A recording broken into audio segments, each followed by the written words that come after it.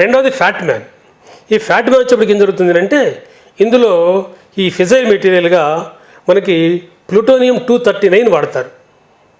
ప్లూటోనియం-239 అనేటువంటిది మనకు సహజంగా లభించేది కాదు, Iridium-235 లాగా. ఇది మన న్యూక్లియర్ రియాక్టర్స్లో బై ప్రోడక్ట్గా వస్తూ ఉంటుంది. ఇది more and more fissile material. Uranium కన్నా కూడా ఈ ప్లూటోనియమే మోర్ డేంజరస్, ఎక్కువ శక్తి విడుదలవుతుంటుంది. కనుక దీన్ని ఉపయోగించారు.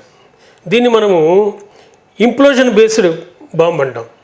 అంటే ఉదాహరణ చూడండి, ఆ ఫ్యాట్ మ్యాన్లో 1.6 కిలోగ్రాములు ఉన్నటువంటి ప్లూటోనియం మెటీరియల్ ఉంది. అది బద్దలు కావడం కోసం దాన్ని బాగా కంప్రెస్ చేయాలి. అన్ని వైపుల నుంచి కంప్రెస్ చేయడం ప్రారంభిస్తారు.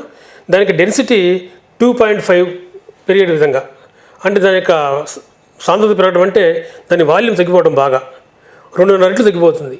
అంటే లోపల న్యూట్రాన్స్, ప్రోటాన్స్ ఇవి బాగా దగ్గరికి వచ్చేస్తుంటాయి. ఆ సమయంలో తిరిగి మళ్ళీ ఇందాకలాగానే ఈ పొలోనియం, బెరీలియంను వాడి ఒక న్యూట్రాన్స్ విడుదల చేయడం, న్యూట్రాన్స్ పై తాడించడం, దాంతో ఎనార్మస్ శక్తి రావడం దీని యొక్క ప్రిన్సిపల్. కాబట్టి ఈ రకాల 2 రకాల బాంబుల్ని అమెరికా ఆ రోజున తయారు చేయడం, యురేనియం బేస్డ్ ఒకటి, అదేవిధంగా ప్లూటోనియం బేస్డ్ ఒకటి. ఈ రెంటిని కూడా ఉపయోగించింది అమెరికా ఆ రోజున. కాబట్టి దీంతో జరిగిన డిస్ట్రక్షన్ ఎట్లా ఉంది మనం చూసాం. ఇప్పుడు దాకా మీకు చెప్పింది కేవలము ఆ క్షణంలో ఏకకాలంలో జరిగిన అంశం.